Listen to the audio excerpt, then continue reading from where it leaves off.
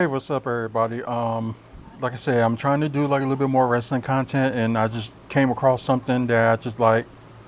Yeah, I gotta talk about this. Cause you got like some of these wrestlers, like just say like Brock Lesnar, for example.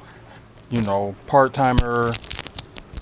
Won the Universal Championship and WWE Championships, and rarely defends them. So is that's how that all started. Was stupid Vince McMahon decided to give pay Brock like a lot of money just to work less, while everybody else like that's signed with the contracts and stuff, they work more and work their butts off every day, and they don't get the recognition or whatever. But I know in the business you in there to like make money, but you gotta please the fans too, and I think that's one of the big issues with Vince McMahon. I know he was trying to like make like a long storytelling, but just some of the things that he did was just like out of this world, like ridiculous. Like I can complain to like people that's like with AEW is like they say AEW ain't done no wrong, and I admit like AEW do put on some good matches, but it's like more match like all matches, not much talking. But their flaw is like there's like feuds and stuff don't follow with like a storyline. It's just like they just throw some people together like the next day and just like, hey, go nuts. So they really don't got no order, and they got like an owner that mainly just isn't like he just in there for fun, which ain't nothing wrong with having fun, but you gotta put business into it like first. And like I said, I like all wrestling, and it's like there's like some things that I don't like about certain things about WWE I don't like, and there's certain things about AEW that I don't like. But I still watch wrestling. But with these people that just seen in there like local well, not local celebrities, but celebrities that I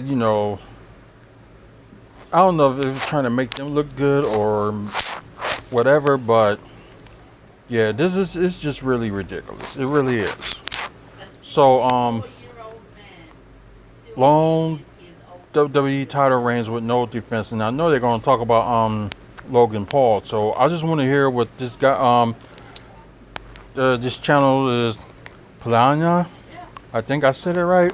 I already would watch their channels like every now and then, but like when I just saw this title, I was like, I had to talk about this and I had to watch it. So this would be my first time, watching it, and we will see how this goes. Let me move my screen, and let's go. Logan Paul's U.S. title reign is getting ridiculous. He's now the third longest reigning United States champion in WWE history after surpassing 261 days. That's sad. The crazy thing about his reign is that he's only defended the title a total of 2 times. That would mean that he puts his belt on the line every 4 or 5 months. I think that would make him the worst champion in all of wrestling history. Logan Paul's third title defense will be next week at SummerSlam. Hopefully, LA Knight will defeat him to put an end to this meaningless title run. It would probably be a good thing to never see Logan Paul win a WWE championship ever again. Another person who should never win a WWE title again is Roman Reigns, because he also had a long championship reign that didn't have too many title defenses. Right. In his 1,316-day championship run, he only had 32 title matches. That does not sound too bad because the average would be about 41 days, but things get interesting when you break it down. Let's look at how many title defenses he had each year. In 2020, he had the belt for 4 months. In those 4 months, he had 5 title defenses. In 2021, he defended the title 13 times. in 12 months, which is pretty good. In 2022, we saw that number drop to 7. 2023 was even worse. He defended the championship 5 times in 12 months. And then in 2024, for the 4 months he was a champion, he only had 2 title matches before losing it to Cody Rhodes. As you can see, Roman's title run started off great. He was defending it a lot of times, but it slowly became hard to support the tribal chief because he was never there defending the belt. Therefore, his championship reign is not too impressive. To put things into perspective, let's compare that to Hulk Hogan's 1,474-day title reign. He defended that a total of 468 times. That tells you a lot about Roman's championship run. Roman's Shield brother Dean Ambrose also had a long title reign that did not have too many title defenses. In 2013, Ambrose won the United States Championship, and it looked like that things were going to be great for the mid-card belt because the Shield was one of the hottest things in wrestling at the time, and so you thought it would be highlighted in that group. Unfortunately, the group's popularity is what actually led to the title becoming an afterthought and pretty much the demise of that belt. The WWE was more focused on their 6-man tag matches more than the United States title. Ambrose technically had a decent amount of title defenses. In his record-breaking 351 days as a champion, he would go on to defend the title 15 times. However, it is worth mentioning that 8 of those 15 matches he would lose by disqualification. It's also more important to note that he didn't defend the title for almost 5 months between November 2013 and February 2014, simply because they had other plans for him. And most of the US title matches just happened to happen. They didn't have a story or anything like that. All those reasons are why most fans think that he's one of the worst US champions despite having the longest reign in WWE history. Let's move on to China's interesting women's championship run in 2001. At WrestleMania 17, she defeated Ivory to become the champ, and then she would go on to defend that title only 3 times. It's even hard to tell just how long her reign was because WWE just simply never signed her to a new contract. Once her old one expired, she left, and so did the women's championship. That means the title went vacant and her reign was technically 224 days long with only 3 title defenses. She was clearly not a defending champion, but also she was being booked at the same time. Yeah, I had to pause on that one because her not defending the title at that time was not her fault. It's like they wasn't pushing their women wrestlers more. It's like at that time, like women was out there like for like eye candy and stuff like that, and like there ain't nothing wrong with like having women out there as eye candy because sex sells. It really does. But you gotta be like, at least let's see how good they are in the ring too. Like, what was like the holding back of them like that? You know what I mean? So China gets a pass because they ain't putting many competition in front of her. They're not letting, like, I don't know, like Trish, Lita, or Ivory. Is like there was a lot of women that was around there at that time, and like they just never gave her like, not saying that she couldn't like take the challenge, but I just think that she just didn't get a proper, defenses because they wasn't pushing no challengers against her. It's like, who's gonna beat her? You can make something happen. It's just like they just choose not to. And for China to be like the first woman to win the Intercontinental Championship, that says something. It's like then you put her down there to like the Women's Championship. But then again, after, the split with her and Triple H, it's just like, things just ever been the same since. But that's my hate for Triple H, but that's another day and another time. So let's just keep going. Brock Lesnar was another non-defending champion in the second half of his career. For the first part, let's not even talk about that, because in the early 2000s, he was a fighting champion and he was one of the best champions at the time. The same cannot be said about post-UFC Brock. At this point, he established enough popularity where he would become a part-timer who was also one of the company's biggest box office names, which was a problem. It was a problem because after that, he would have two very lengthy title reigns that did not have any defenses. The first one happened in 2014. This was after he defeated The Streak, which was crazy, and then he took John Cena to Suplex City and squashed him to become the WWE champion, and he held onto that belt for 224 days. But in those days, he only defended the title 3 times before Seth Rollins had the heist of the century.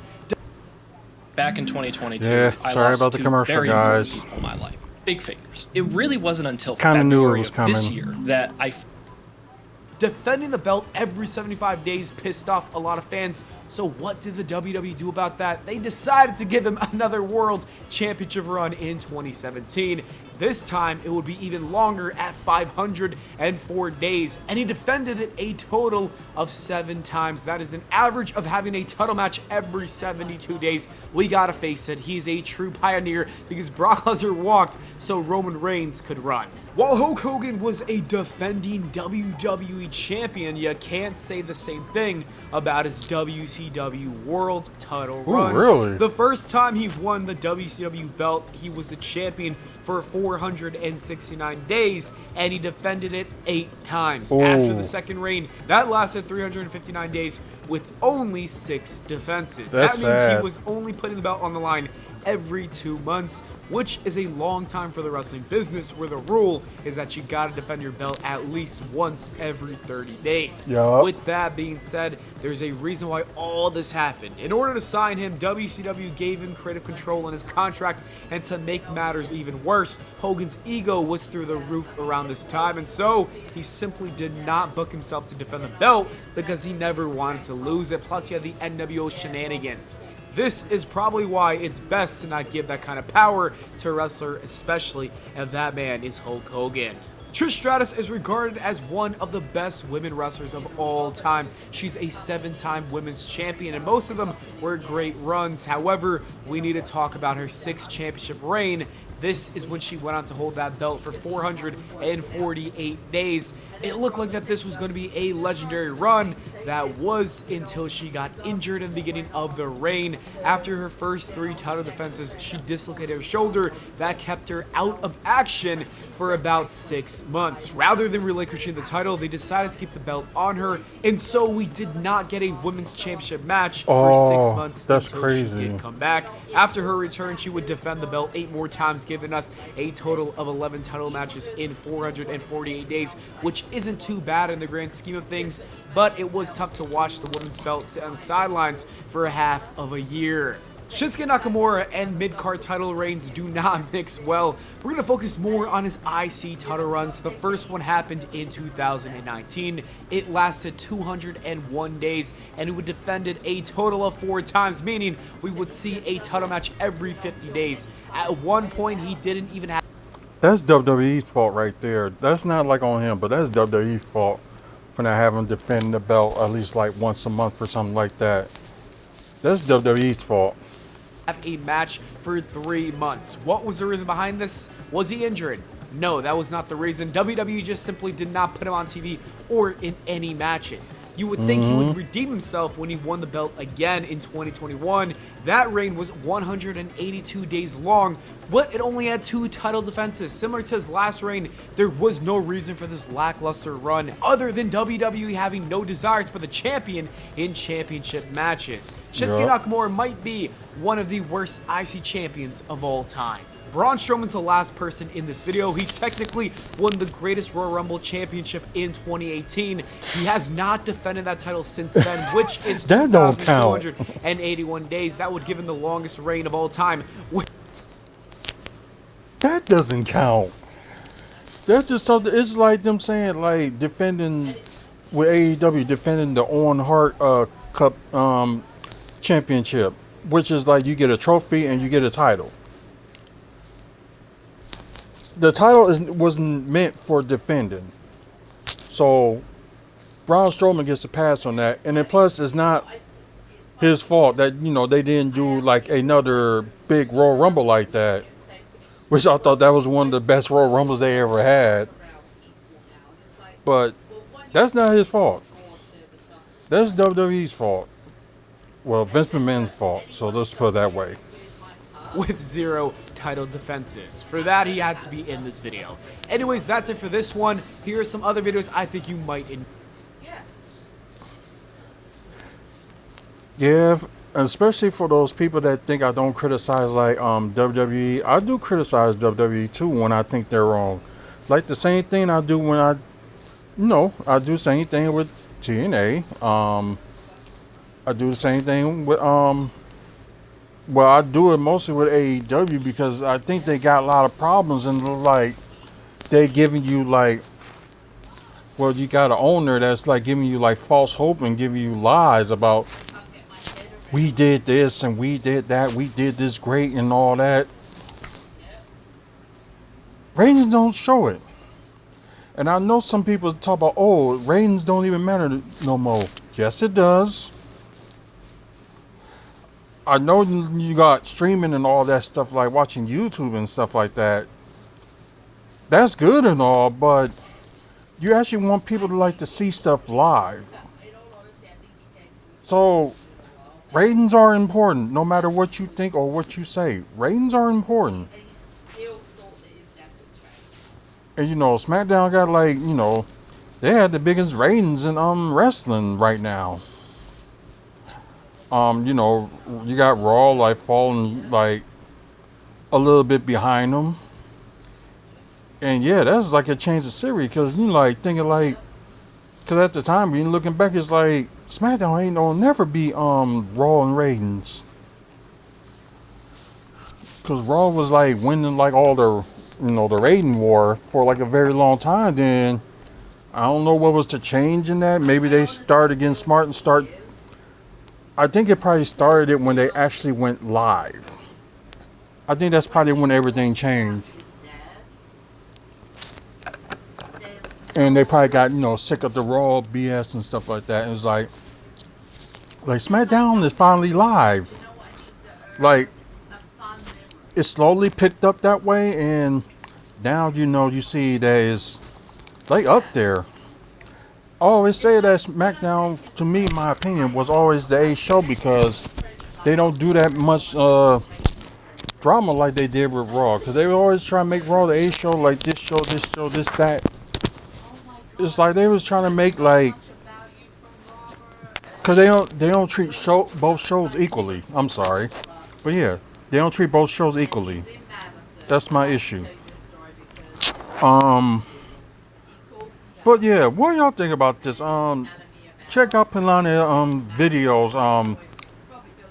Talk about a lot of wrestling content. So, it's some of the stuff is like this. Probably one of the videos I'm probably gonna talk about one day. The 100 funniest WWE oversells.